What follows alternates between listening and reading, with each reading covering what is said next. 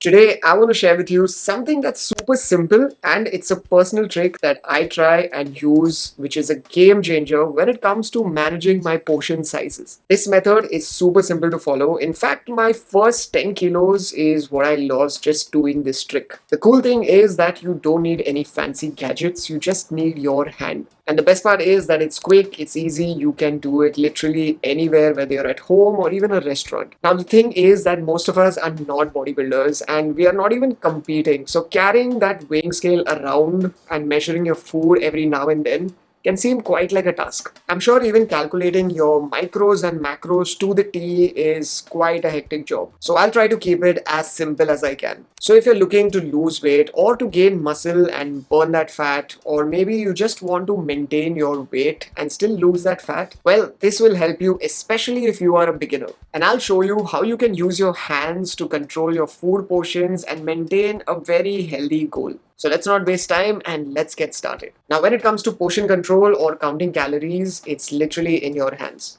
I mean, literally in your hands. And it's going to be pretty simple to understand. All you need to do is just focus on what your goal is. So if your goal is to reduce weight or to burn fat or maybe to gain muscle while you burn fat, so then just choose that goal and follow the next methods accordingly. So how should you maintain your portion sizes? Now when it comes to any given meal, the very first thing that we are going to decide is your protein and the source of it. And according to that, we will choose our carbs and your fats mostly will just come through your food. So how do you do this? Now if you want to maintain your weight and lose body fat, then here's how you should eat. Make sure that your protein is equal to the size of your full hand. Now, if your goal is to gain muscle and lose body fat, then make sure your serving size of your protein is equal to the size of your full hand plus half of your other hand. Now, if your goal is to reduce body fat and weight, then your protein should be equal to the palm plus the heel of your hand and the first row knuckles. And it sounds very simple, but I'm not done.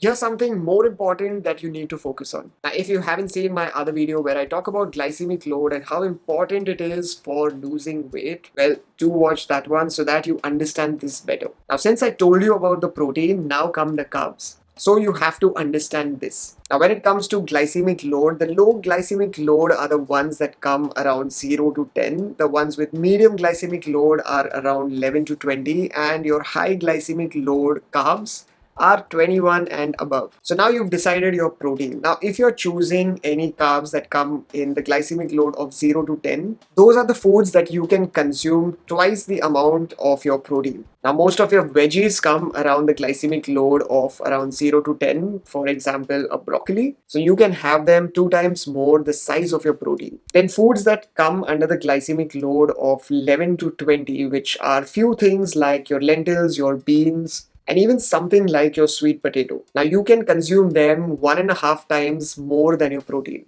And then you have things like your white rice or even your roti, which come under a very high glycemic index. Those are the things that you should consume equal to your protein or a little lesser. So let's say that you want to lose weight. So that means you want to lose your body fat and you want to lose your weight. So as I mentioned earlier, that you're going to choose the protein the size of your palm and the first line of your knuckle. Now let's say that the protein that you've chosen is a tofu. Now when it comes to choosing your carbs, let's say you go with rice or roti. Now they come in the high glycemic load, which means that you have to have it as equal to your protein or lesser than that. Then you have to make sure that the rice is similar to the size of your protein or a little lesser, and it's the same with your roti. And you should not exceed more than 2 medium-sized rotis. And let's say you don't want to have a rice or roti, or maybe you just want to have broccoli instead. Now, since broccoli comes under the low glycemic load, which is 0 to 10, so you can consume them 2 times more compared to your protein. And if you feel like maybe having broccoli and a cauliflower, now a cauliflower also comes under the 0 to 10 glycemic load, which means that you can take one part of broccoli and one part of cauliflower. But let's say you like to have beans. Now beans comes under the medium sized glycemic load, which means that you can have them 1.5 times more than your protein. But if you feel like having beans and also sweet potato, then you have to divide them and have 3/4 of your beans and 3/4 of your sweet potato. So basically you just need to have an idea on which carbs come under which glycemic load. But in case you feel like, well, wait, this is not going to fill me up. Well, here is something that you can have a little bit more, and that's called free foods. And the best part of these free foods are that they are dense with nutrients, they have very low calories, and